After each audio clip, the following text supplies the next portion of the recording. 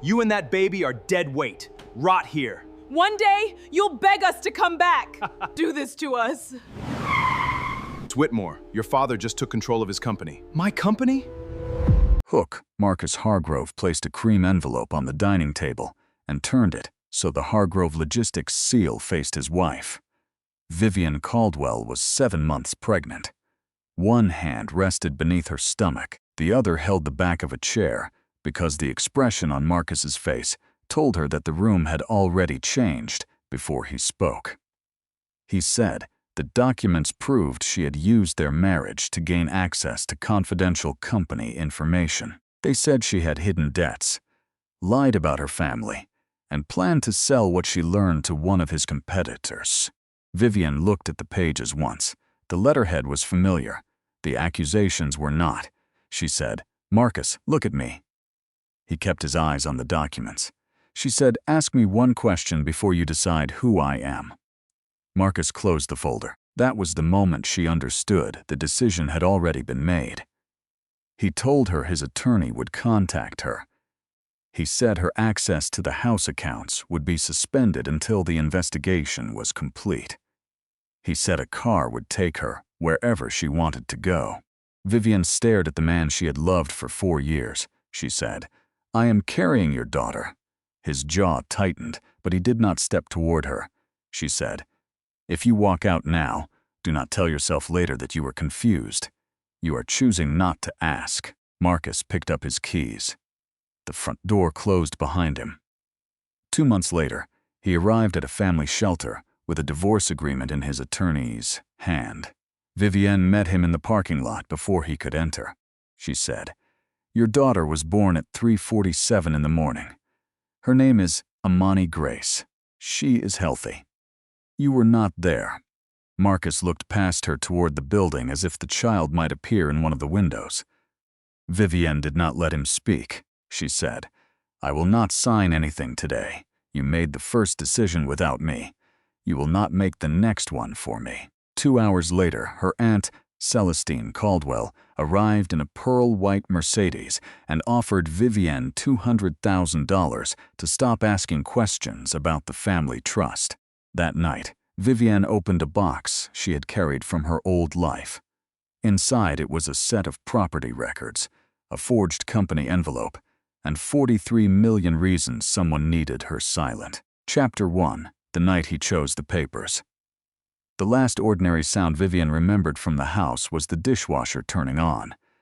It was a small sound, steady and domestic, the sound of plates being cleaned in a kitchen 2 people had chosen together. She had been standing beside the counter, cutting an apple, when Marcus entered through the side door 30 minutes earlier than usual. He did not kiss her. He did not loosen his tie. He carried a folder beneath one arm and asked whether she had been in his home office the previous Thursday. Vivian said she had gone in to find the insurance card for her prenatal appointment. Marcus asked whether she had opened the locked drawer beneath his desk. She laughed once because the question sounded impossible. Then she saw he was not asking casually. She put down the knife. He placed the envelope on the table. Papers inside contained enough truth to make the lies dangerous. They listed the name of a shipping analyst Vivienne had met at a charity dinner. They referred to a conversation she had once had with Marcus about delays at Savannah. They included a copy of an email she had sent to her aunt asking about a Caldwell property near the port. Then, the documents built a bridge from those facts to an accusation. They claimed Vivienne had been gathering information for a private investment group. They claimed she owed nearly $900,000 through undisclosed family obligations. They claimed she had married Marcus because the Hargrove network could rescue a collapsing estate. Vivian read the first 2 pages. On the third, she saw a sentence she had never written beneath a signature that resembled hers. She looked up. Marcus had moved to the window. He stood with his back to her, looking over the dark lawn. She said, "Where did these come from?" He answered that the source had been independently verified. "By whom?" she asked. He said the company was handling it. She asked whether Elliot Graves was involved. Marcus turned then. The movement was small but gave her the answer. Elliot had been Marcus's chief operating officer for 9 years. He knew how Marcus thought, what Marcus feared, and how quickly Marcus moved once he believed a threat had entered the room. Elliot also knew the private history Marcus rarely discussed. His father had maintained a second family for more than a decade. When the truth came out, Marcus's mother lost her home, her standing, and nearly every account she believed was hers. Marcus had been 14. He had built his adult life around never being surprised in the same way. Vivienne had always known the outline of that history. She had never known the night itself because Marcus had never told her, and she had never pressed. Now someone had taken that wound and written a document directly into it. She said, "Marcus, this is designed to frighten you." He answered, "It is designed to document what happened." "No," she said. "It is designed to make sure you never ask me what happened." He looked at her stomach, then away. Vivienne stepped closer. She did not plead. She did not raise her voice. She had spent her childhood in rooms where Celestine controlled the outcome by remaining calmer than everyone else. Vivienne had learned early that volume could be used against you. She kept her voice low. She said, "I have no hidden debt. I have no arrangement with any investment group. I did not write that email. The Caldwell property is part of my father's estate, and I asked Celestine about it because she has refused to give me complete records for years. Call the analyst. Call my bank. Call my aunt with me in the room. Ask me anything," Marcus said. "I cannot conduct an investigation through the person being investigated." She stared at him. That sentence sounded like the chief executive speaking to an employee, not a husband speaking to his pregnant wife, she said. "Then you have already decided that I am not your wife in this room." He said her name. She stopped him. "Do not say my name like that," she said. "Not while you are refusing to hear it from me." The car arrived 20 minutes later. Marcus had arranged a suite at a hotel in Midtown. Vivienne refused it. She knew the suite would be billed to an account he controlled, monitored by an attorney he paid, and later described as evidence of his generosity. She called Kezia Dixon, her closest friend since Howard University. Kezia answered before the second ring. Vivienne said, "I need you to come get me." Kezia asked only one question. "Are you safe?" Vivienne looked at Marcus across the living room. She said, "I am not in physical danger." Kezia said, "That was not my question, but I am on my way." By the time Kezia arrived, Marcus had gone upstairs. Vivienne packed 2 suitcases, her prenatal records, her father's gold chain, and a cardboard box Celestine had sent to the house after Vivienne asked for family documents. The box had remained unopened in the guest room for 6 weeks. Celestine had called it a complete historical summary. Vivienne no longer trusted anyone else's summary. Kezia wanted Vivienne to stay with her.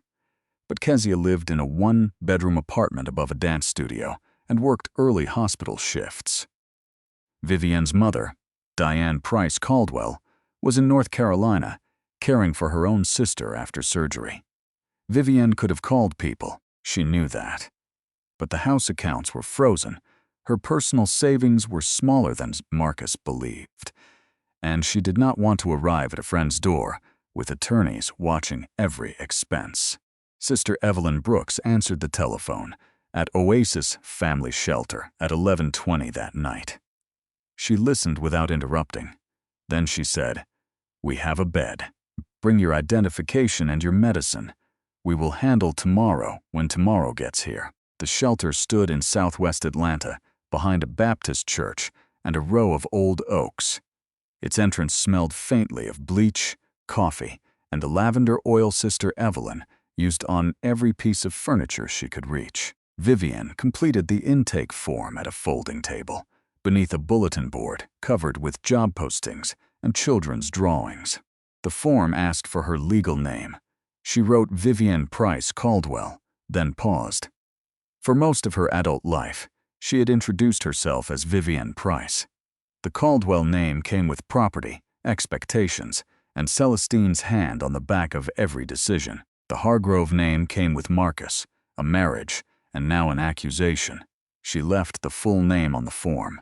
Sister Evelyn glanced at it, then at Vivienne. She said, "You do not have to decide tonight which name feels like home."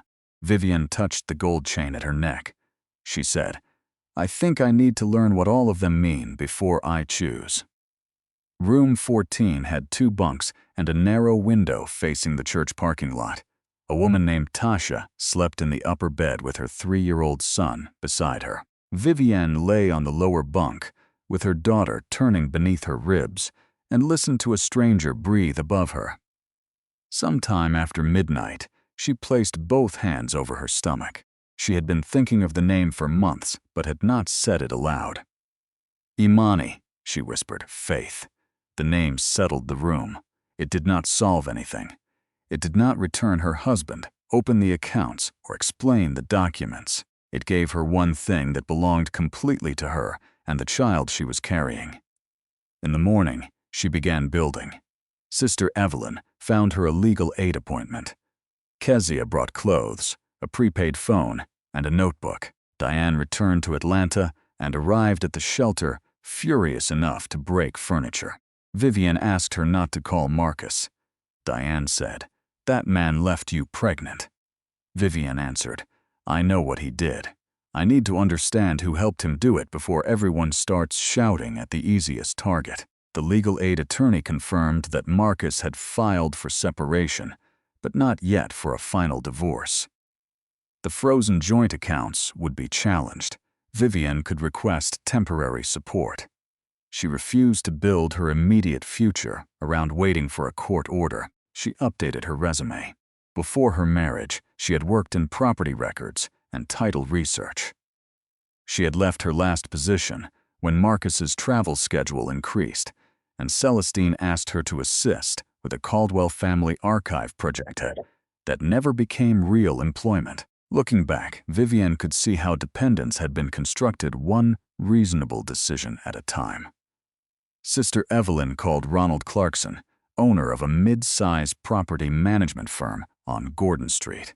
She said, "I have a woman here who notices what people hope she will miss." Ronald asked whether Vivienne could start part-time. Vivienne began the following Monday. She worked through the final weeks of pregnancy at a desk beside a window facing a tire shop. She reviewed liens, leases, tax records, and ownership histories. Ronald did not ask for the story before trusting her with work. He watched what she did with the first 3 files, then gave her 7 more. At 3:47, on a cold November morning, Vivienne gave birth to Imani Grace Caldwell Hargrove at Grady Memorial Hospital. Kezia stood on one side of the bed. Diane stood on the other. Sister Evelyn sat near the wall with a thermos of coffee and prayed quietly whenever no one needed her hands. The chair meant for Marcus remained empty. Vivienne noticed it exactly once. Then Imani cried, and the room reorganized around the sound. The nurse placed the baby against Vivienne's chest. Imani opened dark, serious eyes and looked offended by the light. Vivienne laughed and cried at the same time. She said, "You took your time getting here." Kezia leaned close and said, "She was waiting until the room had the right people in it." Vivienne looked at the empty chair again. She said, "Then she has good judgment already." Marcus received notice of the birth through his attorney. A formal message came back expressing his intention to establish paternity and appropriate support. No personal note came with it. Diane wanted to drive to Buckhead and deliver a personal response through the glass doors of Hargrove Logistics. Vivienne said no. She held Imani against her shoulder and said, "I will not spend the first week of my daughter's life chasing a man who knows where we are." In December, while Vivienne was still living at Oasis and waiting for the lease on a small apartment to clear, Marcus arrived with his attorney, Hartley, and Elliot Graves. Sister Evelyn saw the black Suburban pull into the parking lot and told Vivienne there were 3 men outside, or 2 men and 1 person performing surveillance badly. Vivienne looked through the window. Marcus wore a charcoal coat. Hartley held an envelope. Elliot stood far enough away to pretend he was not part of the conversation, while keeping a clear view of every entrance. Vivian settled 6-week-old Imani in Sister Evelyn's arms and walked outside alone. Marcus looked at her as if he had prepared for anger and found something more difficult. Hartley began speaking about an orderly separation, mutual interests, and a clean path forward. Vivienne let him finish. Then she looked at Marcus. She said, "Your daughter is inside. Her name is Imani Grace. She was born at 3:47 in the morning. She weighed 7 pounds and 2 ounces. She is healthy. She has your eyebrows and my patience, which means life will be difficult for both of us." Marcus's face changed. He started to say her name. Vivienne raised one hand. "No," she said. "You had 6 weeks to say something that did not come through an attorney. Today you came with papers." Hartley extended the envelope. Vivienne did not take it. She said, "I will retain counsel. I will respond when I am ready. I am not signing anything in a parking lot, and your chief operating officer does not need to know which window belongs to my room." Elliot's expression remained neutral. Marcus glanced toward him for the first time. Vivienne saw the question enter Marcus's face, but it did not stay long enough to become action. She turned and went inside. Marcus did not ask to see Imani. That detail hurt more than Vivienne expected. She carried it upstairs, placed it beside the other facts, and did not let it decide the rest of her day. 2 hours later, Celestine Caldwell arrived. She was 61, elegant, and dressed in cream, as if she had come from a luncheon rather than to a shelter. For years, Atlanta had mistaken her control for kindness because she delivered both in the same quiet voice. She asked for a private room. Sister Evelyn provided one and placed a pot of real tea on the table. Then she remained outside the door. Celestine opened a leather portfolio. She said, "I can give you a way out of this." Vivienne waited. Celestine offered $200,000 and a discretionary account for Imani. The account would be administered by Celestine. In exchange, Vivienne would sign a release acknowledging that the Caldwell Trust had been properly managed and waive any future claim to additional assets. Vivienne asked, "200,000 based on what total value?" Celestine said it was fair. Vivienne asked again. Celestine folded her hands. Then she used Imani. She said a child needed stability more than a public family battle. She said Imani would one day ask why her mother had dragged the Caldwell name through court. She said a wise woman sometimes accepted less for the sake of peace. Vivienne felt the words reach the place they were aimed. For 1 second, she saw herself through Celestine's description. A woman in a shelter, unemployed until recently, separated from a powerful husband, preparing to fight one of Atlanta's oldest black families. Celestine wanted that image to feel like proof that Vivienne could not win. Then Imani cried in the hallway. The sound returned Vivienne to herself. She said, "Do not use my daughter to explain why I should accept what you decided I deserve." Celestine's expression did not move. Vivienne continued, "You controlled my access to my father when I was a child. After he died, you controlled the records. You told me the trust was worth $8 million. You never produced a full accounting. Now you are offering me $200,000 to agree that I will never ask again." Celestine said, "I protected what your father built." Vivienne said, "Then you should not be afraid of the records." For the first time, Celestine looked toward the door. Vivienne saw it. She stood. "My daughter will know that her mother read every page," she said. "She will know I did not accept a number because a powerful woman delivered it in a calm voice. You can leave now." Celestine closed the portfolio. At the door, she paused. "You sound like your father," she said. Vivienne answered, "Good." In January, Vivienne moved into a 2-bedroom apartment off Covington Highway. The place had worn carpet, a narrow kitchen, and a window that caught the late afternoon sun. Kezia brought a French press as a housewarming gift.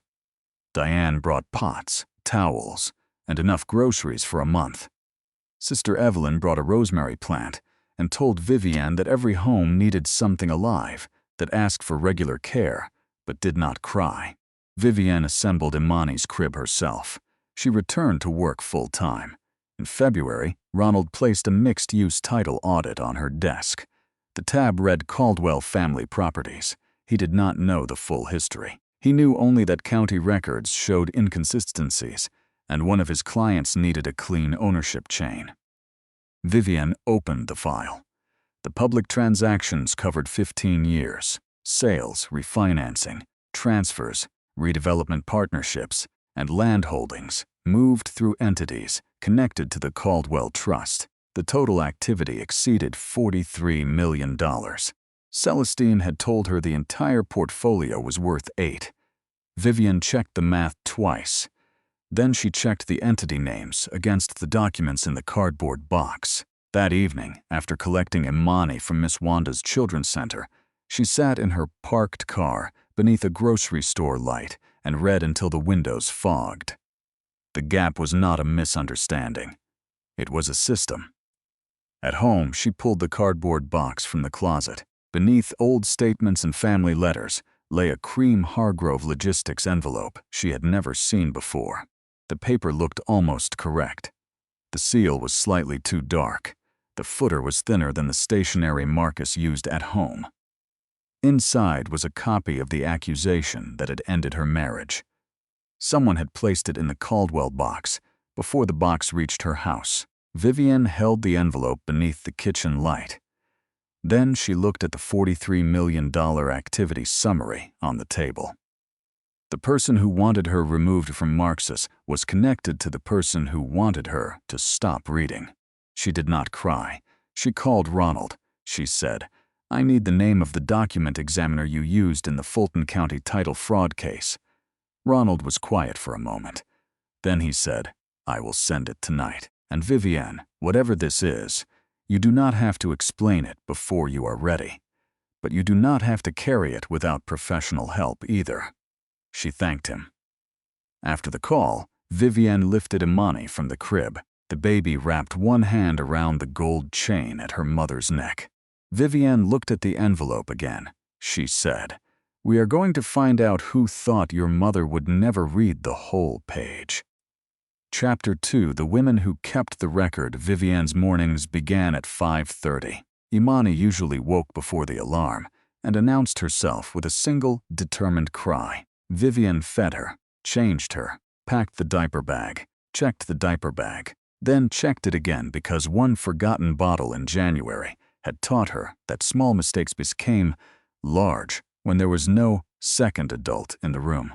The apartment was modest, but every object inside it had been chosen or earned. The French press from Kezia, the rosemary from Sister Evelyn. A second-hand dining table Ronald helped her carry upstairs, Imani's crib beside the window, a framed photograph of Thomas Caldwell holding Vivienne at her Howard graduation.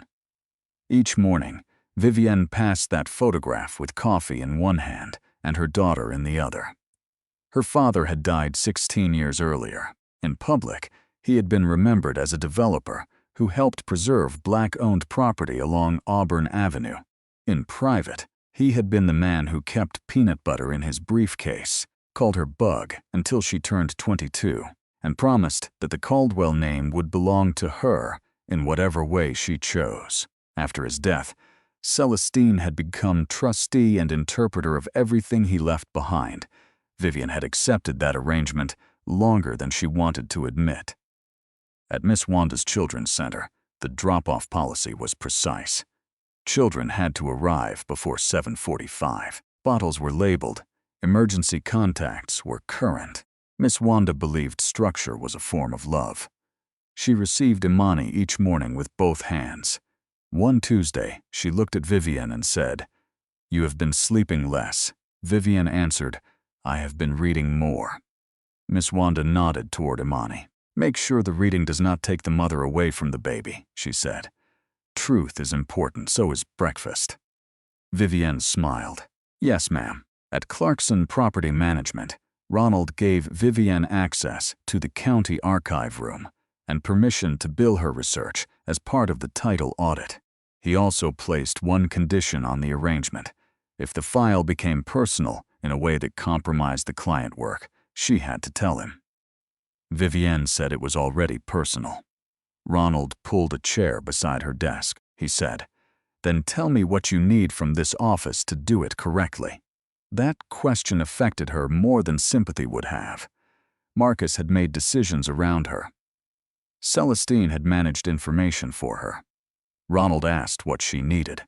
Vivienne requested certified copies of the public transfers, a clean timeline of every Caldwell entity, and permission to separate the client's audit from her private legal review. Ronald agreed. The document examiner was a man named Aaron Bell, a former federal printing specialist who now worked from an office in Decatur. Vivienne brought him the cream envelope, 3 genuine Hargrove Logistics letters from the same year, and copies of the disputed pages. Aaron did not offer a conclusion during the first meeting. He measured the paper, photographed the seal, examined the printer pattern, and asked where each item had been stored. He explained that forged documents often succeeded because people examined the message rather than the object. He said, "Fear makes the content feel urgent. Urgency makes the paper invisible." Vivienne thought of Marcus standing beside the dining table. She said, "The paper was invisible to him because the accusation already sounded like something he feared." Aaron looked at her. "That happens more often than people admit," he said. He promised a preliminary report within 3 weeks. The next name came from the old records. Dolores Watkins appeared as independent accounts reviewer on 7 years of Caldwell trust statements. Her signature disappeared. After 2008, the year Thomas died, in March 2009, an amendment expanded Celestine's authority and removed the requirement for independent review. Vivienne searched professional directories and found a retired certified public accountant with the same name living in Decatur. She called on a Thursday evening. A woman answered with a voice that sounded alert despite the late hour. Vivienne introduced herself. The silence that followed lasted long enough for Amani to turn toward the telephone. Then Dolores said, "Saturday, 10 in the morning. Come alone if you feel safe doing that. Bring identification. Do not bring the originals of anything you cannot replace." She gave an address and ended the call. Kezia came over that night with takeout. She listened while Vivienne explained the trust amendment, the document examiner, and the call with Dolores. Kezia sat on the carpet beside Imani and removed the baby's fist from a napkin 3 separate times without interrupting. When Vivienne finished, Kezia said, "I need to say something about Marcus before this gets bigger." Vivienne leaned back in her chair. "Say it." Kezia chose her words carefully. "He is going to find out the documents were false. When he does, he will feel terrible. Marcus is a man who knows how to act when he feels terrible. He will fire someone. He will pay someone. He will make a decision large enough to look like change." Vivienne said, and Kezia continued, "Do not confuse action with repair. I was in the delivery room at 3:47. I watched you look at that empty chair. Whatever he does publicly, the private accounting still belongs to you." Vivienne looked at Imani. "I know." Kezia reached across the table. "I know you know. I am saying it because when powerful men become sorry, the whole room often starts helping them feel better. I am not going to help him feel better before you are safe." Vivienne squeezed her hand. On Saturday, Kezia took Imani while Vivienne drove to Dolores Watkins's house. The neighborhood was lined with old brick homes and oak trees that had pushed through the sidewalks. Dolores opened the door before Vivienne reached the porch. She was 71, straight-backed, and dressed in dark blue slacks, with a white blouse. She looked at Vivienne's identification, then at Vivienne's face. "You have Thomas's eyes when you are trying not to show what you are thinking," she said. Vivienne swallowed. "You knew my father well?" "I knew his numbers well," Dolores answered. "That is a different kind of knowing, but it is not a small one." The living room contained bankers' boxes labeled by year. The dining table held folders arranged in careful rows.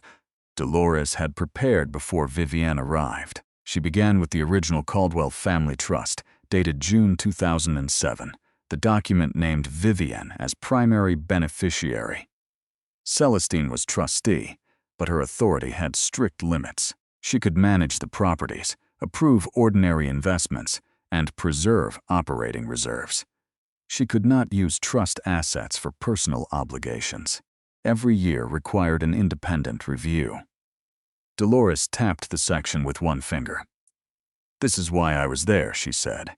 Then she opened the 2009 amendment. It removed the annual review, expanded Celestine's discretion, and allowed trust assets to secure outside redevelopment obligations if the trustee believed the action protected the Caldwell legacy. The signature at the bottom appeared to be Thomas Caldwell's. The document was dated October 18, 2008. Vivienne knew the date before Dolores spoke. Her father had suffered a major stroke in August. By October, he could not hold a pen, read a page, or sustain a conversation longer than a few seconds. He died in November. Dolores said, "I visited him in September. He was conscious, but he was not capable of reviewing or signing an amendment of this complexity." "Why did you leave in 2009?" Vivienne asked. "Because I refused to certify the first set of transactions made under the amendment." Dolores opened another folder. Celestine had used trust property as collateral for Phoenix Point, a mixed-use redevelopment project near the old rail corridor. The project was meant to include affordable apartments, retail space for Black-owned businesses, and a medical clinic. It was ambitious and publicly praised. It also failed. Construction delays, private debt, and a dishonest development partner left the project more than $12 million underwater. Instead of disclosing the losses, Celestine moved money among Caldwell entities, refinanced properties, and used trust income to cover obligations that should never have belonged to the trust. Dolores said, "The first decision may have been made to save a project she believed in. The decisions after that were made to hide the first one." Vivienne examined the records. Some properties had later increased in value. The portfolio recovered on paper. That recovery allowed Celestine to present herself as the woman who saved the family assets, but it did not erase the unauthorized transfers or the fact that Vivienne had been denied distributions and information for years. "How much did she take personally?" Vivienne asked. Dolores separated a smaller stack. "At least $1.8 million can be traced to obligations connected directly to her. There may be more, but the larger issue is control. She did not merely take money. She changed the structure so no one could question what she did." Vivienne thought of the $200,000 offer. It was not an escape route. It was a price for permanent silence. Dolores watched her read. "Your father understood something was wrong before he died," she said. She crossed the room and returned with a sealed envelope. Vivienne's name was written on the front in Thomas Caldwell's hand. For one moment, the entire room became the envelope. Dolores placed it on the table. "He gave this to me in September 2008. He told me to keep it outside the family files. He said you would come for it when you were ready." Vivienne stared at the handwriting. "Why did you not contact me?" Dolores's answer was immediate. "Because he did not ask me to decide when you were ready. He asked me to protect the letter until you came. I made inquiries twice through people I trusted. Both times, I was told Celestine controlled your access to the estate and that you did not want involvement. I did not know whether that was true. I chose not to expose the letter without knowing who was watching you." Vivienne opened it. Thomas wrote that the June 2007 trust was the document he intended. He warned her not to trust any amendment dated after his hospitalization. He admitted that he had allowed Celestine too much influence over the family and had failed to explain the estate clearly while he still could. Then the letter changed. He wrote that the Caldwell name was Vivienne's, not because blood made her entitled to it, but because she understood that ownership required attention. He said she was the person who read the whole document. He said he had watched her question easy answers since she was a child and believed that the properties needed someone who would ask, who benefited, who paid, and who had been excluded from the room. He ended with a sentence that made the page shake in her hands. "Your daughter's name means faith." He had written without knowing there would one day be a daughter. "Mine is an act of the same thing. I trust that you will come." Vivienne read the letter twice. Then she cried. She did not apologize for it. She did not turn away. She cried for her father, for the years between them, for the woman she had been when Celestine told her the records were too complicated, and for the pregnant version of herself who had carried a cardboard box into a shelter without understanding that it contained the route back to her own name. Dolores went to the kitchen and returned with tea. She set it beside Vivienne without speaking. After a while, Vivienne folded the letter along its original lines. She said, "I need a complete accounting from 2009 to the present. I need an affidavit about my father's condition. I need every record that explains why you refused to certify those transactions." Dolores nodded toward the boxes. "I prepared copies." Vivienne looked at her. "You knew what I would ask," Dolores said. "Your father was right about you." They worked for 3 hours. Before Vivienne left, Dolores asked to see a photograph of Imani. Vivienne showed her one from the previous morning. Imani was sitting against a pillow with a yellow bib, looking directly into the camera, as if evaluating the photographer. Dolores smiled. "That child looks like she already wants the supporting documents." For the first time that day, Vivienne laughed. At Hargrove Logistics, Marcus had begun reading Elliot Graves' board memo for a third time. The memo concerned internal information security. In the third paragraph, Elliot described personal confidence being used as a vector for information extraction. Marcus stopped at the phrase. He had used those exact words once in a private meeting with Hartley, while explaining what his father had done to his mother. The phrase did not appear in company policy, risk manuals, or any written record. Only Hartley had heard it. Marcus called him. Hartley denied sharing the conversation. Marcus believed him, partly because Hartley sounded offended, and partly because the attorney began asking questions Marcus had avoided. Who first brought the accusations against Vivienne? Elliot. Who verified the source? A private investigator, Elliot recommended. Did Marcus speak directly to the investigator? No. Did anyone independently contact the people named in the documents? Elliot's team said they had. Did Marcus review the original digital files? No. Hartley was silent. Then he said, "Marcus, I gave you legal options based on facts your company represented as verified. I should have insisted on seeing the verification. You should have spoken to your wife." Marcus ended the call and opened the locked drawer where he had kept the original accusation. For the first time, he read it as if it had been prepared to manipulate him. The document used his private fears with remarkable precision. It described trust as a weakness. It framed Vivienne's questions about her family as evidence of concealment. It turned every gap in their marriage into proof. Marcus examined the envelope. The company seal looked right. Almost right. He called security and requested the access log for the executive stationery archive. Then he asked internal audit for the unedited fiscal 2021 reporting files. Elliot sent a message before either request was complete. He wrote that Vivienne's situation remained stable and provided her apartment address. Marcus stared at the screen. He had never asked Elliot to monitor Vivienne's home. He called Elliot. "Tomorrow morning, 7 o'clock, conference room 47, Marcus said. "Come alone?" Elliot asked what the meeting concerned. Marcus answered, "The question you should have known I would eventually ask." That evening, Vivienne returned home with her father's letter inside her coat. She placed Imani on the living room blanket and spread the copied records across the dining table. The apartment was quiet except for the small bell inside Imani's giraffe toy. Vivienne read the Phoenix Point transfers. She read the amendment. She read the preliminary note Aaron Bell had sent, confirming that the disputed envelope differed from genuine Hargrove stock in paper weight, seal density, and printer pattern. Then she read her father's letter one more time. At 9:15, her phone rang from a blocked number. Celestine's voice said, "I understand you met with Dolores Watkins today." Vivienne looked through the window at the dark parking lot below.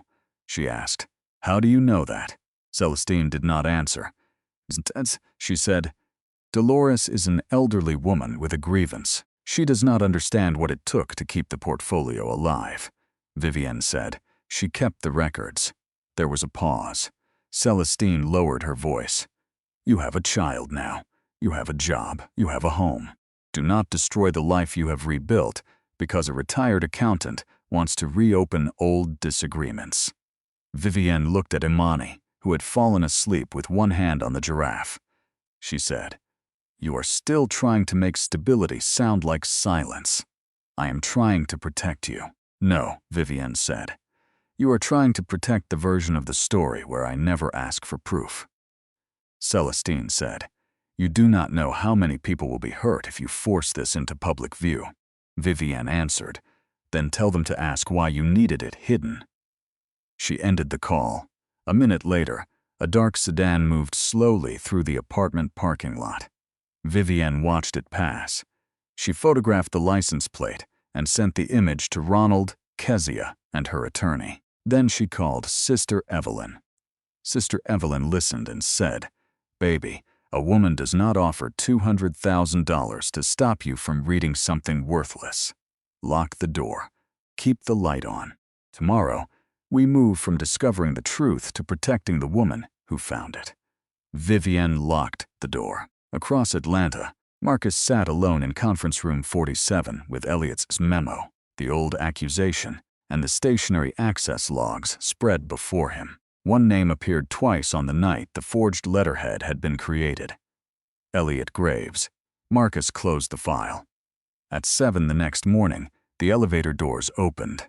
Chapter 3. The table on Auburn Avenue. Elliot Graves entered conference room 47 at 6:58. He wore a dark suit and carried no notebook. Marcus noticed both choices. The suit was more formal than Elliot usually wore before 8 in the morning. The absence of a notebook meant he expected the conversation to be personal or dangerous. Marcus had placed 4 items on the table: the board memo, the stationary access log, the forged accusation against Vivienne, a printed copy of the message containing her home address. Elliot sat across from him. "Good morning," he said. Marcus pointed to the memo. "Read the marked sentence." Elliot read the phrase about personal confidence being used as a vector for information extraction. Marcus asked where it came from. Elliot began explaining that it was common risk language. Marcus stopped him. "It is not common language," he said. "It is my language. I used it once in a private conversation about my father. You were not in the room. Yet it appears in your memo and in the document that accused my wife of using my trust against me." Elliot's face remained controlled, but his left hand moved beneath the table. Marcus continued. "You accessed executive stationery after midnight on October 3rd. 2 days later, you delivered the accusation. Last month, you sent me my wife's apartment address, even though I never asked you to monitor her. I am going to learn what happened. What you say now determines whether the first complete account comes from you or from a criminal investigation." Elliot looked toward the windows. For 15 years, he had helped Marcus build a company capable of moving freight through hurricanes, strikes, port closures, and political emergencies. He knew Marcus respected preparation. He also knew when preparation had failed. There was an arrangement, Elliot said. With whom? Celestine Caldwell. Marcus did not react outwardly. He asked Elliot to begin at the first contact. 14 months earlier, Celestine had approached Elliot through a private equity advisor. She possessed evidence that Elliot had hidden reporting losses connected to a failed warehouse technology acquisition. The losses would not have destroyed Hargrove Logistics, but the concealment could have ended his career and exposed him to prosecution. Celestine offered silence. In exchange, Elliot would help isolate Vivienne from Marcus before Vivienne gained access to the Caldwell Trust records. Marcus asked why isolation mattered. Elliot said Celestine believed Vivienne would eventually challenge the 2009 amendment. As Marcus's wife, Vivienne had access to attorneys, investigators, and financial influence. As a woman accused of betraying her powerful husband, pregnant and cut off from accounts, she would be easier to control. The sentence entered the room and stayed there, Marcus said. You manufactured evidence against my wife, so a woman could keep her away from her own inheritance. Elliot answered, I produced documents. Celestine provided the personal information, the family records, and the theory. The investigator verified what he was paid to verify. Marcus asked whether Elliot knew the accusations were false. Elliot said he knew parts could not be confirmed. That was not the question. Elliot looked down. Yes, he said, I knew. Marcus felt anger arrive, but beneath it was something worse, recognition. Elliot had created the weapon. Celestine had aimed it. Marcus had fired it. He had not been forced to believe the papers. He had chosen the explanation that protected him from having to trust Vivienne. Marcus asked for every email, payment record, message, and name connected to the arrangement. Elliot said he would need counsel. Marcus answered, You should have counsel. You are terminated effective immediately. Your access ends when you leave this room. My attorney will contact yours.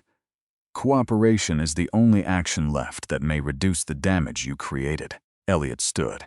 At the door he turned. You are going to make this entirely about me, he said. But I gave you what you were already prepared to believe.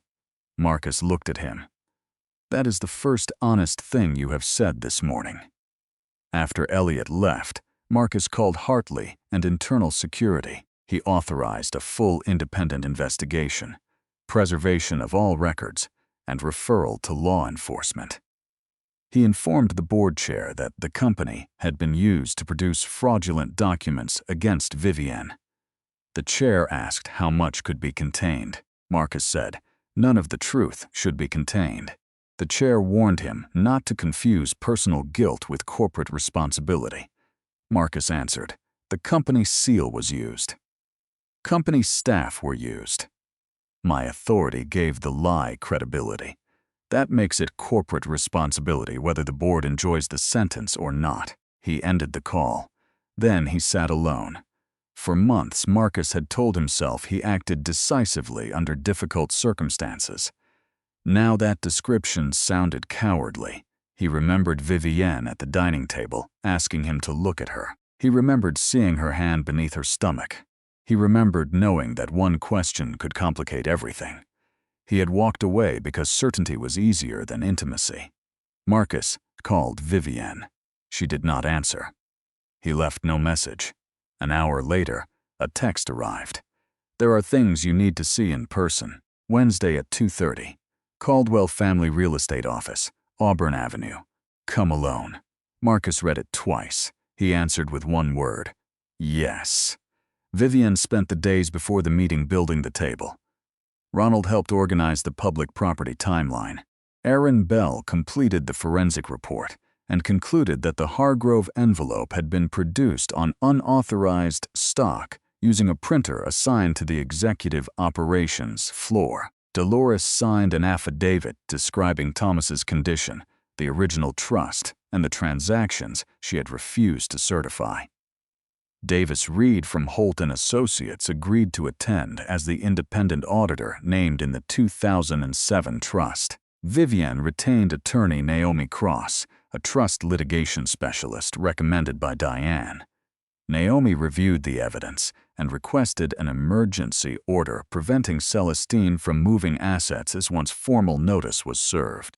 Kezia asked whether Vivienne wanted her in the room.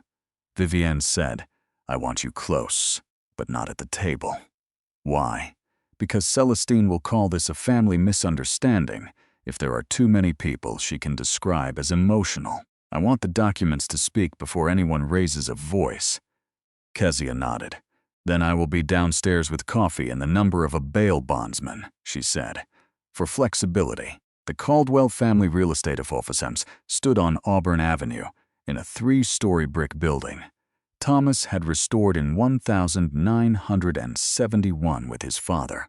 The windows looked toward a neighborhood where black banks, newspapers, insurance companies, churches, and businesses had survived because people built what the city refused to build for them. Vivienne arrived an hour early. She unlocked the conference room with a temporary key Ronald obtained from the property manager. 12 chairs surrounded a long walnut table. At one end hung a photograph of Thomas and Celestine cutting a ribbon at Phoenix Point before the project failed. Vivienne considered taking it down. She left it in place. The truth did not require editing the walls. She arranged the documents in order: the original trust, the 2009 amendment, medical records, Dolores's affidavit, the Phoenix Point transfers, the Hargrove forensic report, the payment trail connecting Celestine to Elliot, her father's letter. Davis arrived first. Naomi came next. They reviewed the materials, confirmed that the evidence supported a formal trust challenge, and prepared the emergency filing. Marcus entered at 2:24. He stopped in the doorway. Vivienne stood at the far end of the table, wearing a navy suit. He had seen her in courtrooms, hospitals, hotel ballrooms, and their kitchen before sunrise. He had never seen her in a room that belonged so completely to her. His eyes moved over the documents. Vivienne said, "Sit down." Marcus obeyed. He did not begin with an apology, he said. Elliot confessed. Celestine blackmailed him with evidence of his own misconduct. He created the documents. I terminated him. The records have been preserved. My attorney is cooperating with law enforcement, and your counsel will receive everything. Vivienne asked, "Did you believe him when he blamed your fear?" Marcus looked at her. He did not have to create the fear. It was already mine. He only gave it paperwork. The honesty of the answer did not soften her. It made the room more accurate. She said, "Good. Keep that sentence. You will need it later."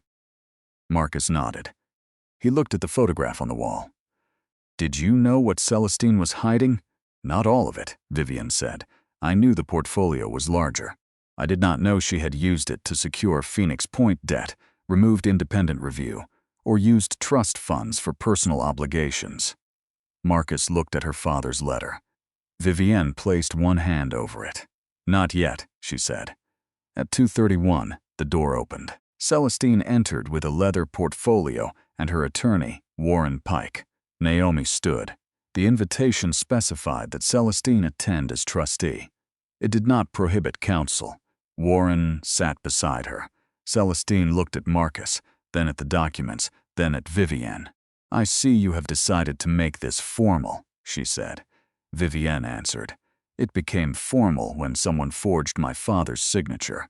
Davis introduced himself as the auditor of record under the June 2007 trust. He explained that the materials supported an immediate review and asked Celestine to produce the original 2009 amendment, meeting notes, medical capacity documentation, and all records related to Phoenix Point. Warren said no documents would be produced outside a court-supervised process.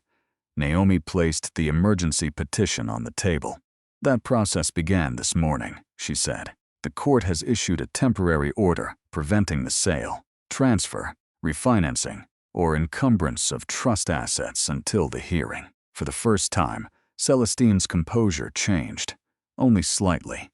Her fingers tightened around a pen. She said, "You froze the portfolio without understanding the obligations attached to it." Vivienne answered, "I understand enough to know you were preparing to refinance the Auburn Avenue properties next week."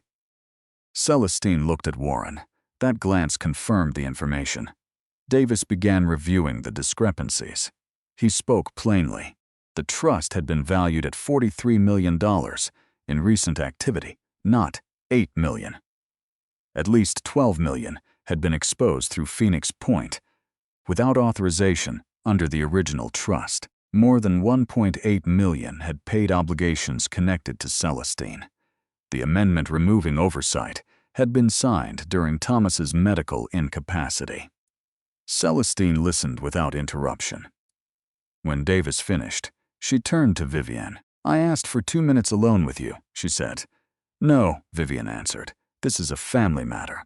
It stopped being private when you used my husband's company to remove me from my marriage." Marcus did not move. Celestine looked at him. "You are not innocent here," she said. Marcus answered, "I know." The response denied her the argument she expected. Celestine shifted. She said she had saved the Caldwell portfolio after Thomas became ill. Phoenix Point had been his dream. When lenders threatened to seize the development, she used every resource available to keep the project and the family name alive.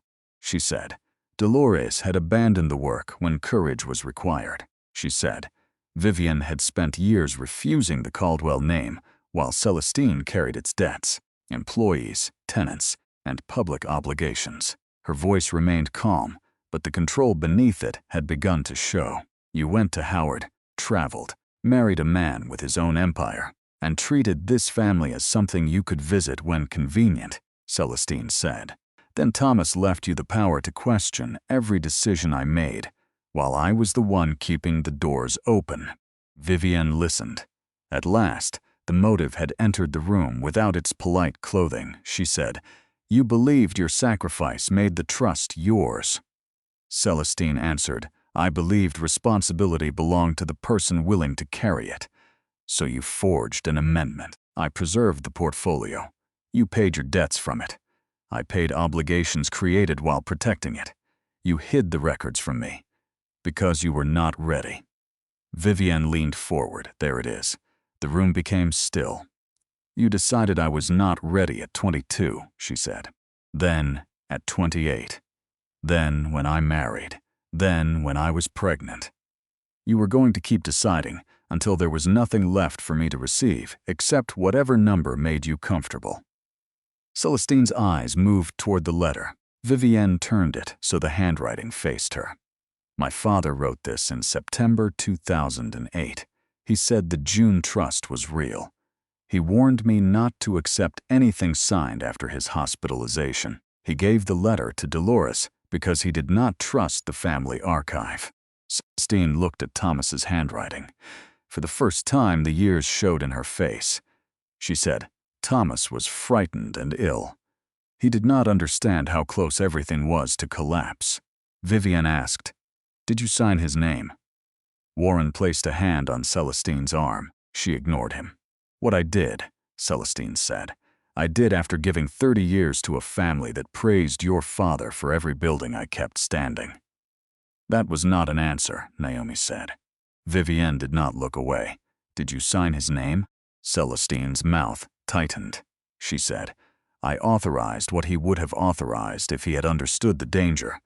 The admission was not complete enough for a criminal confession, but it changed the room." Davis wrote it down. Marcus closed his eyes once. Warren asked for a recess. Naomi refused. The emergency order was already active. Celestine was no longer permitted to act alone as trustee.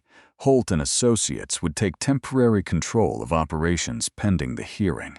Celestine stood. "You think a court order makes you capable of carrying this?" she said to Vivienne. Vivienne remained seated. "No," she answered. "Reading the records made me capable. Surviving what you arranged made me certain." Celestine looked toward the photograph of Phoenix Point. For 1 second, grief appeared beneath her anger. She said, "That project was supposed to change the city." Vivienne answered, "Then you should have told the truth when it failed. A good intention does not become ownership because it was expensive." Celestine picked up her portfolio. At the door, she turned to Marcus. She said, "I showed you what you were already looking for." Marcus answered, "And I chose it over my wife. That is my guilt. It does not reduce yours." Celestine left. Warren followed. The door closed. No one spoke for several seconds. Then Davis said the formal review would begin immediately. Naomi confirmed the court hearing for the following month. Marcus agreed to provide the internal investigation and Elliot's records. When the professionals left, Vivienne and Marcus remained in the conference room. Late afternoon light crossed the table. Marcus said, "What do you need from me now?" Vivienne gathered the documents. Complete cooperation. No private settlement. No request that I protect your company from the truth. And no gestures toward me that are designed to make you feel forgiven. Marcus accepted each sentence. Then he said, "I want to see Imani." Vivienne stopped. "You had months to ask." "I know." "Why now?" "Because I have been ashamed to ask after what I did." Vivienne looked at him. "Shame is still about you, Marcus." He lowered his head. She continued, "Imani is not a reward for discovering the truth. She is a child. If you enter her life, you enter consistently. You show up when she is sick, tired, loud, unimpressed, and not useful to your redemption. You begin through a parenting schedule with counsel. You do not arrive with gifts and disappear when the feeling becomes difficult." Marcus said, "I understand." "No," she answered. "You understand the words. The schedule will show whether you understand the meaning." She placed her father's letter in her bag. Marcus watched her. "I have been trying to find the right apology," he said. Vivienne looked at him for a long moment. "Do not find the right apology," she said. "Find the truth you were avoiding before the papers arrived." She walked out of the room. Downstairs, Kezia stood beside the reception desk, holding 2 coffees. She looked at Vivienne's face. "Well?" Vivienne took the cup. "The trust is frozen. Celestine has been removed from sole control." She admitted enough to make her attorney regret coming. Kezia exhaled. "And Marcus?"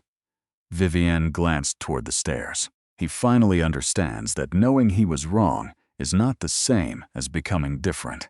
Outside, evening traffic moved along Auburn Avenue. Across the street, the old buildings held their ground. Vivienne looked up at the 3rd-floor windows of the Caldwell office. For 16 years, Celestine had controlled who entered, who read, and who decided. Now the court had frozen the doors around her authority. The next question was not whether Vivienne could open them. It was what she would build once she did. Chapter 4. The Price of the Truth. The formal review lasted 94 days. During that time, Atlanta continued moving, as if the Caldwell family had not begun coming apart behind closed doors. Buses crossed Auburn Avenue. Church bells rang on Sundays.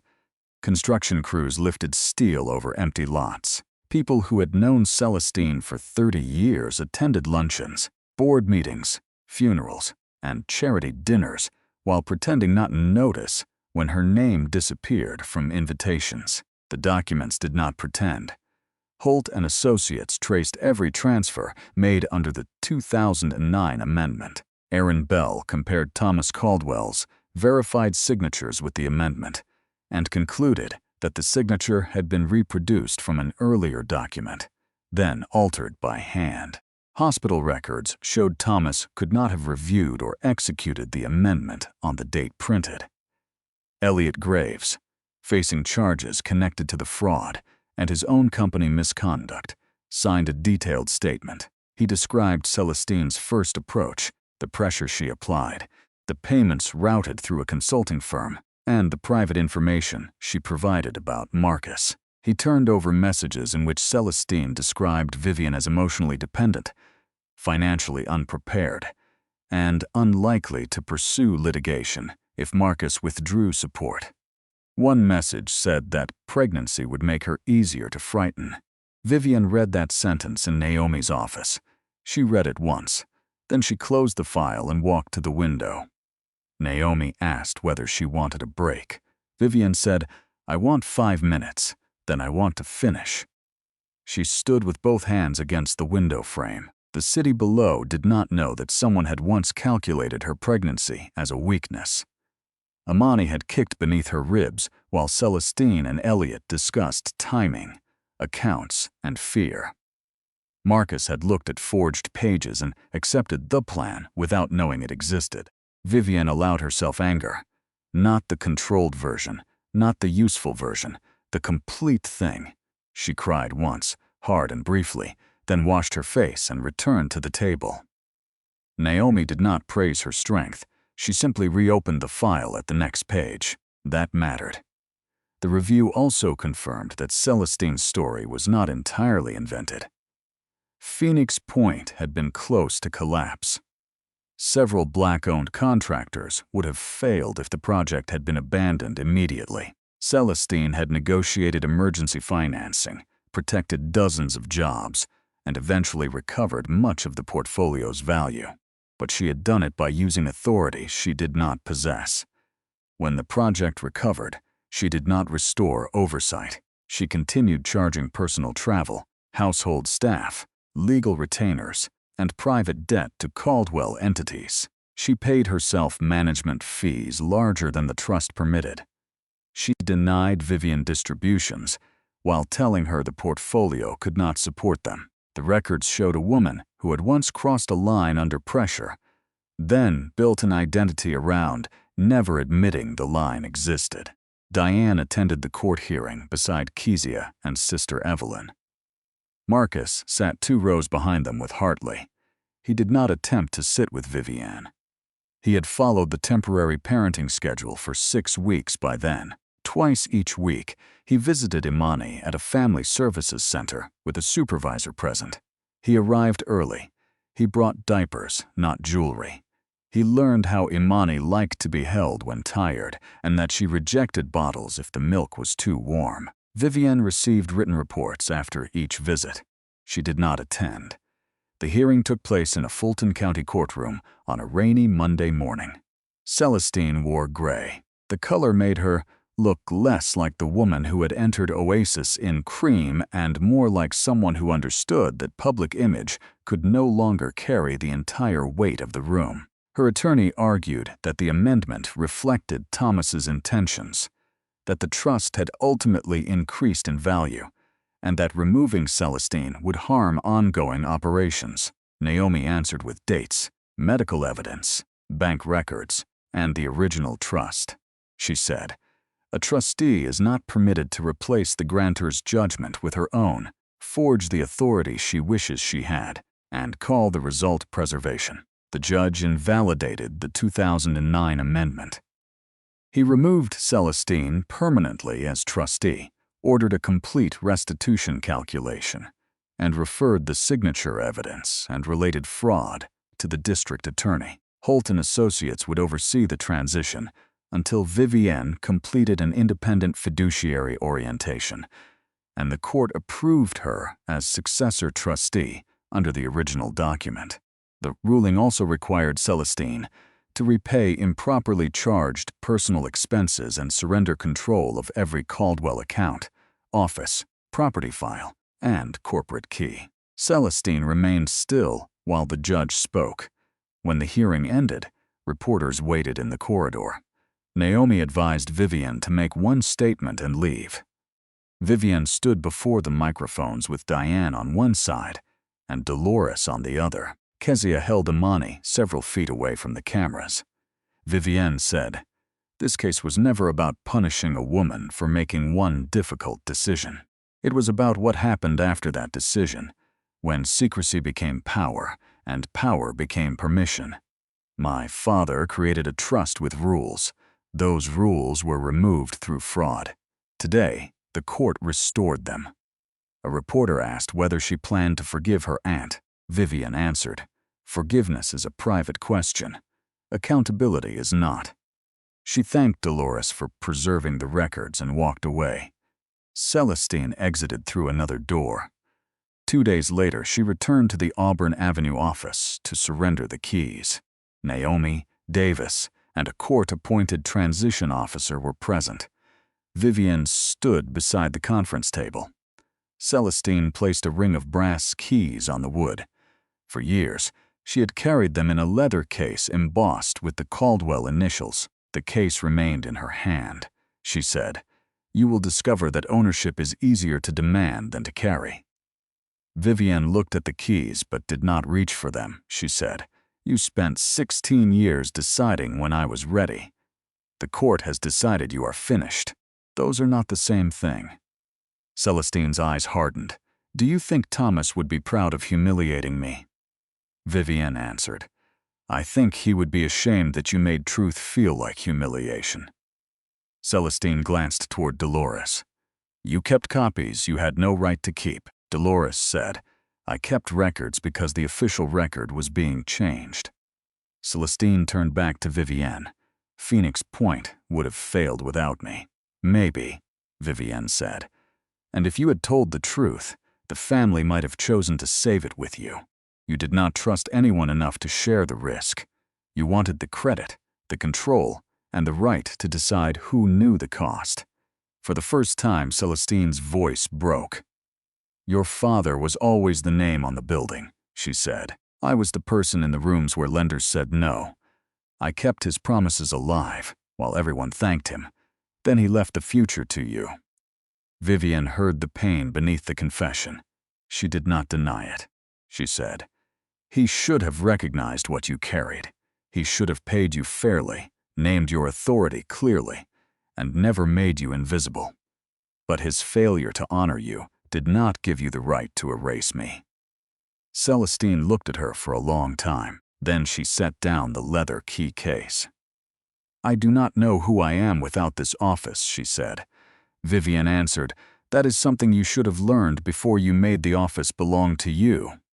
Celestine left. Vivienne did not feel victorious. She felt the end of one form of control and the beginning of responsibility. She picked up the keys. The first thing she did as acting trustee was order a full tenant review. Several Caldwell properties had deferred repairs while money moved through Phoenix Point accounts. Vivienne approved emergency work, restored the annual independent audit, and created a rule requiring 2 signatures for any transaction above a fixed amount. The second thing she did was reject 3 people who told her not to move too quickly. She had heard that language before. The third thing she did was return to Oasis Family Shelter. Sister Evelyn met her in the lobby with the same real tea she reserved for serious conversations. Vivienne explained that one Caldwell building near the shelter had 12 vacant apartments awaiting redevelopment. She wanted to create a transitional housing partnership for mothers leaving Oasis, with ordinary leases, clear terms, and no discretionary account controlled by a benefactor. Sister Evelyn listened. Then she said, "Are you offering help or trying to repay a debt to the version of yourself who slept upstairs?" Vivienne considered the question. "Both," she said. "That is honest," Sister Evelyn answered. "Make sure the women get housing, not a monument to your pain." Vivienne smiled. That was why she had come to Sister Evelyn first. At Hargrove Logistics, the board wanted a different kind of containment.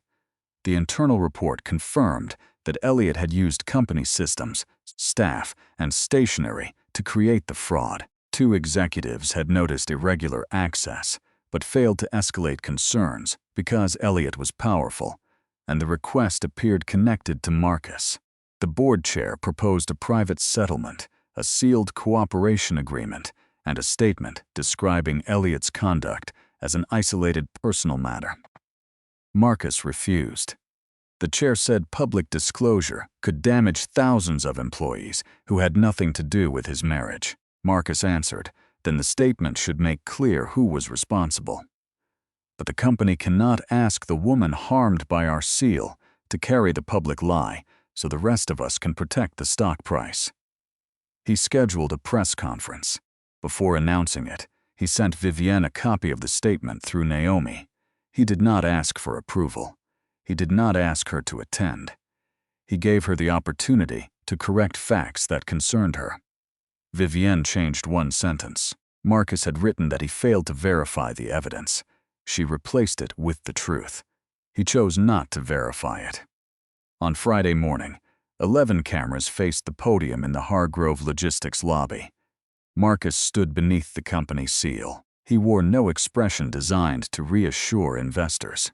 He said that 11 months earlier, his company had been used to manufacture false evidence against Vivienne Caldwell. His former chief operating officer had acted with Celestine Caldwell to isolate Vivienne from a legal matter involving her inheritance. Then Marcus stopped describing other people's conduct. He said, "The documents were fraudulent. My decision was still mine." The lobby became silent. I chose not to verify the accusations because they confirmed a fear I had carried for years. He continued, "I did not ask Vivienne a single question. I did not extend to my pregnant wife the fairness I would have considered mandatory in any professional investigation. I removed her access to our home, allowed attorneys to speak in my place, and was absent when our daughter was born." His voice changed on the final sentence, but he did not look away. "Vivienne Caldwell did not deceive me. I failed her. The false story circulated under my authority. The correction must happen under my authority as well." He announced Elliot's termination, the criminal referral, the independent company review, and new controls over executive investigations. Then he said, "This statement is not a request for forgiveness. It is a public correction of a public wrong." He took no questions. By noon, Hargrove Logistics stock had fallen 4 points. 2 board members resigned within a week. Several major clients demanded private briefings. Commentators accused Marcus of sacrificing shareholder value to resolve a domestic scandal. Others praised the statement. Marcus did not send Vivienne the coverage. He went to his scheduled visit with Imani. At the family center, Imani was teething and furious.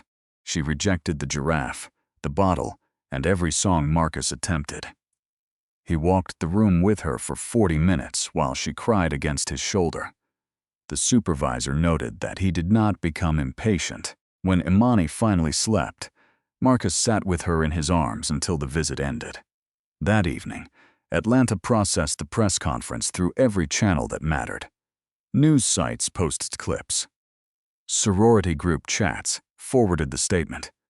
Church members called one another. Wisman, who had stopped speaking to Vivienne after the separation, sent messages explaining that they had not known what to believe. Vivienne did not answer most of them. Kezia called first. He said the exact thing, Kezia said, not the polished version. Vivienne stood at the kitchen counter while Imani played on the floor. "Yes. How do you feel?" "Like something heavy has been moved out of my hands and placed where it belongs." "Does it change what you want?" "It changes the conversation I am willing to have," Vivienne said. "It does not erase the night he left." Diane called next. "What he did was necessary," she said. "It was not sufficient. I know, Mama. A press conference repairs the public record. It does not sit beside a woman in labor. It does not give back 11 months, I know." Diane softened. "Good. Then I will not have to fight you and him at the same time." The final divorce hearing was scheduled for the following month. Marcus had stopped contesting Vivienne's terms. He accepted the parenting plan, division of property, and the restoration of every personal item removed from the house. He offered additional money. Vivienne declined anything beyond what the law and their existing agreements required. At the hearing, the judge asked whether reconciliation was possible. Vivienne answered first. "Not inside this marriage," she said. Marcus looked at her, but he did not object. The divorce became final. Outside the courthouse, he asked whether that meant every door was closed. Vivienne said, "It means the door you abandoned is closed. If there is ever another one, you will not enter it as my husband, my rescuer, or the man who believes one large action settles the account." Marcus nodded. "What would I enter as?" "A person I am watching," she said. He accepted that too. Marcus began therapy with a black male psychologist who specialized in family betrayal and control. He attended a parenting course without asking for credit. He met with a governance consultant and changed how investigations worked inside Hargrove Logistics. No executive could again act as sole verifier, accuser, and source. He also wrote Vivienne a letter. He rewrote it 6 times, then realized every version sounded like a speech from a man who knew how to close a difficult meeting. So he wrote the version that did not close anything. He brought it to Sister Evelyn's church on the second Wednesday in November. Vivienne sat in the third row, with Imani in a carrier while 12 women sang. The sound filled the sanctuary with the kind of strength that did not require anyone to deny what they had survived. Marcus entered during the second hymn and sat near the back. He did not approach until the service ended. In the parking lot, Vivienne finished buckling Imani into the car seat before turning. Marcus stood 10 feet away. The distance told her he had learned at least one thing. He held a folded page. "I wrote this because every time I tried to say it, I made it sound handled," he said. "It is not handled." Vivienne took the page. Marcus had written that he built his life around making fast decisions and being correct. When the documents arrived, he used every skill he trusted in the worst possible direction.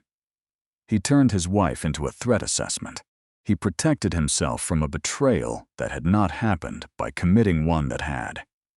He wrote that Celestine and Elliot had studied his wound, but he had kept the wound available by refusing to examine it. He wrote that shame had made him avoid Imani after her birth, because seeing the child would have forced him to face the woman he left. He did not ask Vivienne to understand. He ended with one sentence: "I am sorry in a way that does not create an obligation for you." Vivienne folded the page. She said, "You finally wrote something that does not try to decide the ending." Marcus answered, "Therapy is unpleasant." A small laugh escaped her before she could stop it. He smiled, then let the smile go. Vivienne looked toward the car. "I spent months learning who I was without you," she said. "You do not get to come back until you learn who you are when you cannot fix something with money, authority, or one perfect decision." "I know, she said. "You are beginning to know. That is different." Marcus nodded. She continued, "Your next visit with Imani is Saturday at 10. Miss Wanda will be there for the first hour. If you remain consistent, we will discuss unsupervised time next month." "Thank you. Do not thank me as if I am giving you a favor. Show her that you understand she is not temporary." "I will." Vivienne opened the driver's door. Marcus said her name. She looked back. He did not ask for anything. He said, "The letter is the beginning," Vivienne answered. "I know. That is why I read it." She drove home with the page on the passenger seat. The public truth had been spoken. The legal truth had been restored. What remained was slower and less dramatic. It was the work of becoming trustworthy after being believed. Chapter 5: What they built after the verdict. 4 months passed before Vivienne invited Marcus into her apartment. By then, the seasons had changed twice. Imani had learned to walk with determined, unsteady steps, say mama with confidence, and object loudly whenever an adult removed something from her hands. She had 8 teeth, 3 favorite songs, and a deep suspicion of mashed peas. Marcus knew all of those things because he had remained.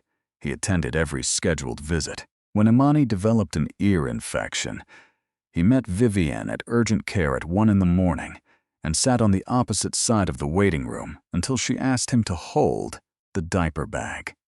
He did not use the crisis to begin a conversation about them. When Miss Wanda approved unsupervised visits, Marcus rearranged his travel schedule instead of asking Vivienne to rearrange the child. He learned how to install the car seat correctly. He kept medicine, diapers, bottles, and extra clothes at his home. He sent updates after each visit that contained facts rather than photographs designed to impress. Imani ate 4 ounces. She slept 30 minutes. She laughed when I dropped the spoon. She cried at the vacuum cleaner. Vivienne read every message. Consistency did not erase what happened. It created new information. Marcus continued therapy. He stopped telling Vivienne what he discussed there, which she appreciated. Therapy was not another document he could submit for approval. Its evidence appeared elsewhere. He listened longer. He apologized without adding an explanation. When he did not know, he said he did not know. At Hargrove Logistics, the changes were expensive.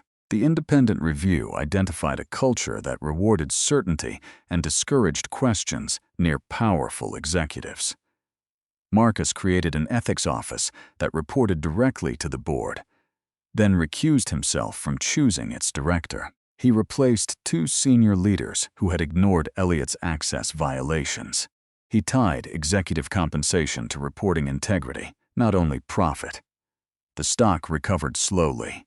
Marcus did not use the recovery as proof of moral growth. At the Caldwell Trust, Vivian completed the court-required fiduciary training and became successor trustee. Her first full board meeting lasted 5 hours. Several longtime advisors expected her to follow Celestine's priorities. They used phrases such as preserving tradition and avoiding unnecessary disruption. Vivian asked each of them to define which tradition they meant and who benefited from the absence of disruption. 2 resigned within a month.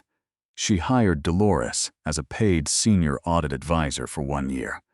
Dolores refused the first salary offer because it was too low and the second because it was too high. The third was correct.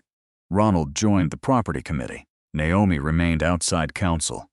Davis restored the annual independent review. Vivienne renamed nothing after herself. She focused on the buildings. The Auburn Avenue properties needed roof work, plumbing repairs, and updated leases. Phoenix Point still contained unfinished retail space and a medical clinic that had never opened. Vivian met with tenants, contractors, neighborhood leaders, and the families living around the site. She learned that Celestine's original idea had not been foolish. It had been built through secrecy, pride, and debt until a community project became a monument to one person's control. Vivienne chose not to abandon it. She separated the viable sections, renegotiated the debt openly, and invited 3 local organizations into the planning process. The clinic reopened under an independent nonprofit. The retail spaces were leased at transparent rates to small businesses with no family connection. 12 vacant apartments near Oasis became transitional housing. The leases were ordinary documents written in plain language. Residents paid according to income for the first year, then moved toward market rent or permanent housing elsewhere. No one had to display gratitude to remain eligible. No discretionary account could be withdrawn because a woman asked the wrong question. At the opening meeting, Sister Evelyn read the lease twice. She looked at Vivienne. There is no paragraph saying the program can remove someone for embarrassing the donor. Vivienne said, "There is no donor with that power." "Good," Sister Evelyn answered. "Then we may have built housing instead of obedience." The district attorney filed charges against Celestine for forgery, fraud, and conspiracy. Her attorneys negotiated the case for months. Celestine eventually entered a plea to reduce charges. She surrendered the remaining disputed assets, agreed to restitution, and received probation with home confinement based partly on her age and the absence of prior convictions. Many people in Atlanta considered the sentence too light. Others believed public disgrace was punishment enough. Vivienne refused to discuss the sentence publicly. She had learned that justice and satisfaction did not always arrive in equal amounts. Celestine wrote her one letter. The envelope came through Naomi. Vivienne left it unopened for 3 weeks. When she finally read it, the letter contained no request for forgiveness. Celestine wrote that she still believed Phoenix Point would have died without her. She also admitted that she had begun measuring her own worth by how much information she controlled. Each time she crossed a line, admitting the truth would have required her to become smaller in the eyes of people who had finally begun treating her as essential. She wrote that none of this excused what she did to Vivienne. Near the end, she said she had spent years resenting Thomas for leaving the future to his daughter, then punished the daughter for receiving what the father chose. Vivienne folded the letter. She did not answer immediately. A month later, she sent one sentence through Naomi. "I understand more than I forgive." That was enough. Diane asked whether Vivienne planned to bring Celestine back into Imani's life one day. Vivienne said, Not while Imani is too young to understand the difference between love and control. Diane nodded. Then she asked the question she had been waiting months to ask. What about Marcus? Vivienne was washing bottles in the kitchen. What about him? Diane sat at the table. He is doing the work. I can see that. I also see you watching him do it as if the watching itself cannot cost you anything. Vivienne turned off the water. You think I should forgive him? I think forgiveness is not the only risk, Diane said. Keeping every door closed can become another way of letting what happened choose your future. Vivienne leaned against the counter. I do not trust easy endings. Neither do I, Diane said. Your father and I loved each other, and we still hurt each other in ways that never became a story anyone would put on a church program. Love does not become safe because people want it to be. It becomes safer when both people stop hiding the part of themselves most likely to cause damage. Vivienne dried her hands. He is not the only one who hid, she said. Diane waited. Vivienne continued.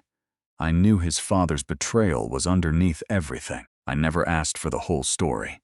Because I knew that if he showed me his deepest wound, I would have to show him mine. I would have to tell him how Celestine made the Caldwell name feel like a room I could enter only with permission. We built a marriage around respecting each other's privacy when we were really protecting our fear. Diane said, that explains the weak place. It does not excuse what he did through it. I know. Good. Hold both truths. The first time Marcus entered the apartment was a Sunday in March. Vivienne chose the day because it was ordinary. There was no anniversary, no court date, and no public event. She did not want the invitation to feel like the final scene of someone else's story. She called him on Friday. Sunday at 2, she said. Lunch. Come as Ismani's father. Bring nothing expensive. Marcus asked what he should bring. Vivienne looked at the grocery list. Ice, she said, and the yellow giraffe. She left it at your house. On Sunday morning, Vivienne made her grandmother's pound cake, macaroni and cheese, green beans, and pot roast. She set the table with the good plates Diane had given her. Imani wore a green dress and removed one sock before noon. Kezia called while Vivienne was seasoning the beans. You sound nervous, Kezia said. I am cooking. You season differently when you are nervous. That is not a real observation. I have known you since college. It is a scientific fact. Vivienne smiled despite herself. Kezia became serious. Do you want me nearby? No. Do you want me to call at 3 with an emergency? No. At 4? Kezia. All right, but remember, letting him inside is not the same as promising he can stay. I know. And if he says anything foolish, call me before you become gracious. Vivienne laughed. At exactly 2, Marcus knocked. He stood outside holding a bag of ice in one hand and the yellow giraffe in the other. No flowers, no jewelry, no speech. Vivienne stepped aside. Come in. Marcus entered and stopped near the doorway. His eyes moved through the apartment. The second-hand table. The rosemary plant, now large enough to lean toward the window. The toy basket. The framed photograph of Thomas. The home Vivienne had built while he lived in the house they once shared. He said nothing about the size of the rooms or the neighborhood. That was correct. Imani saw the giraffe and reached toward him. Marcus sat on the floor before picking her up. He gave her the toy. She shook it, listened to the bell, then held it toward him. He shook it once and returned it. They repeated the exchange until Imani laughed. Vivienne stood in the kitchen doorway. Months earlier, the same image might have felt like theft. Marcus holding the child he had abandoned. Marcus receiving joy after missing pain. Now the image contained the months between. The urgent care visit. The supervised appointments. The reports. The crying child he had walked for 40 minutes. The ordinary Saturdays when no one praised him. He was not receiving Imani without cost. He was paying in time, humility, and the knowledge that he could never recover her first months. They ate at the table. The meal was not effortless. There were pauses. Marcus asked about the trust and listened while Vivienne described the tenant review. Vivienne asked about the company and heard him explain that one of the new ethics officers had challenged a decision he wanted to make. "What did you do?" she asked. "I was angry for 10 minutes, Marcus said. Then I realized the system was working." "Did you change the decision?" "Yes." "Was she right?" "Mostly." Vivienne raised an eyebrow. Marcus corrected himself. She was right. After lunch, he washed the dishes. Vivienne sat at the table with coffee. Marcus said, "Can I tell you something I understood this week?" She waited. He turned off the water. "I used to believe my father's betrayal destroyed my mother because she trusted him too much. Therapy has forced me to look at the part I ignored. What destroyed her was not trust. It was that he used money, information, and isolation to make sure she could not act when the truth arrived." Vivienne remained still. Marcus continued. "When I froze the accounts and let attorneys speak for me, I repeated the structure I hated. I did not have a second family. I did not live his exact life. But I used the same tools to control what happened after I became afraid. That is harder to admit than saying Elliot manipulated you," Vivienne said. "Yes." "What will you do with it?" Marcus dried his hands. "I will stop treating control as safety, at work with Imani, with anyone I love, and I will accept that saying this does not prove I can do it." Vivienne looked into her cup, then she said, "I learned something, too." Marcus waited. She told him about Celestine, the Caldwell name, and the years she spent refusing to ask for records, because asking meant admitting that she wanted something from the family. She told him she had kept the deepest part from Marcus because she feared he would see her as another person with an inheritance problem. "I wanted you to love the woman who did not need the Caldwell name," she said. "So I never gave you the chance to know the woman who was hurt by it."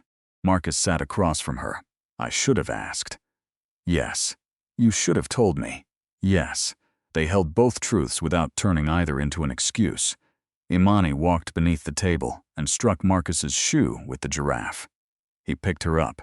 She pulled his lower lip with one hand. Vivienne said, "That is her current method of evaluating character." Marcus spoke carefully around the baby's fingers. "How am I doing?"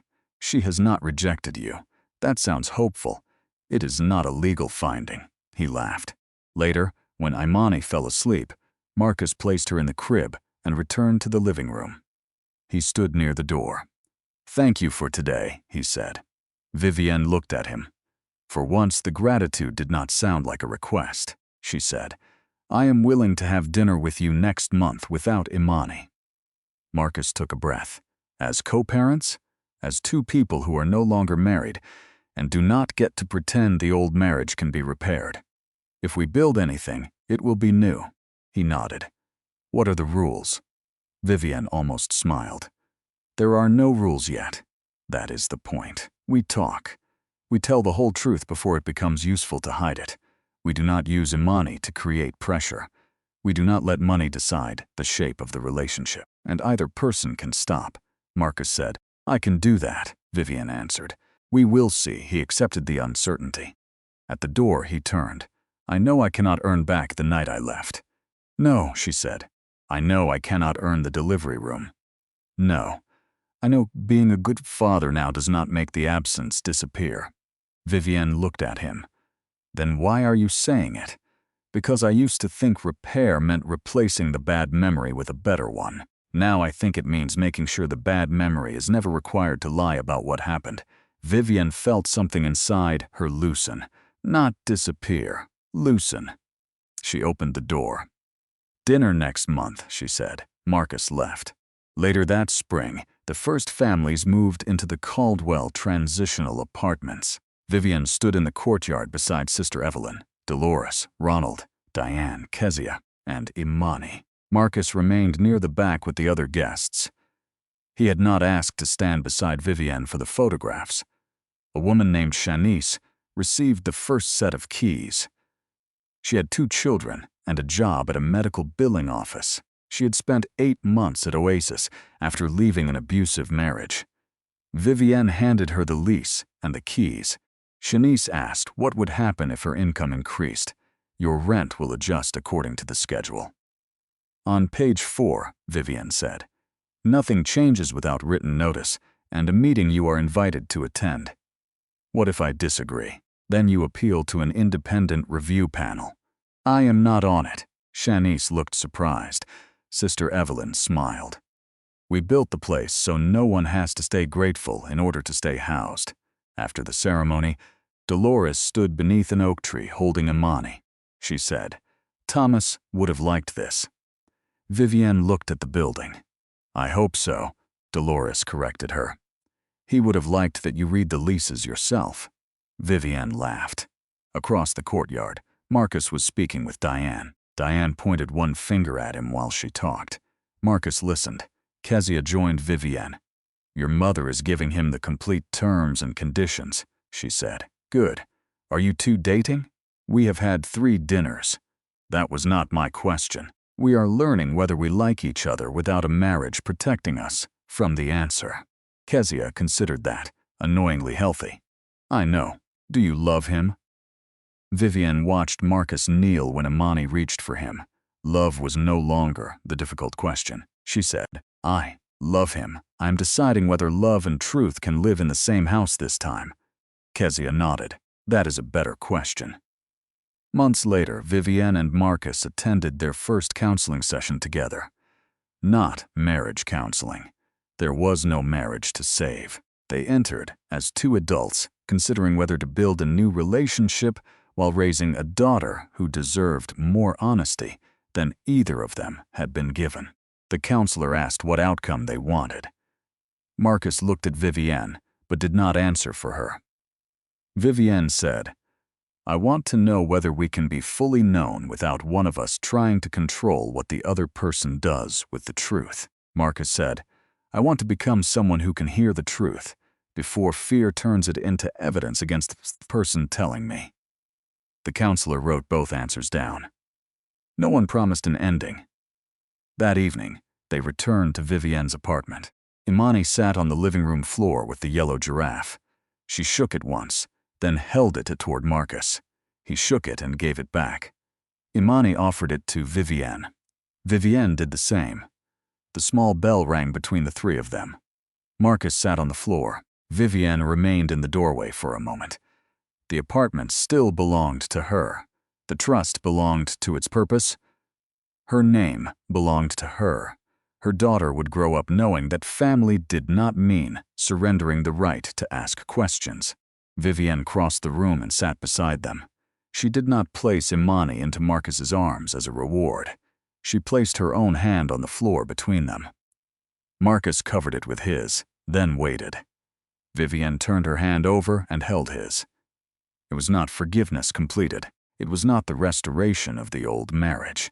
It was a choice made with open eyes, complete records, and no one else controlling the terms. Outside, the late afternoon light reached through the window and touched the rosemary plant, the second-hand table, the toy basket, and the framed photograph of Thomas Caldwell. Vivian looked at the life she had built from a shelter bed, a cardboard box, and one decision made in the dark. She had her daughter. She had her inheritance. She had her name. Most important, she had the authority to decide what came next. This time, no one would decide it for her.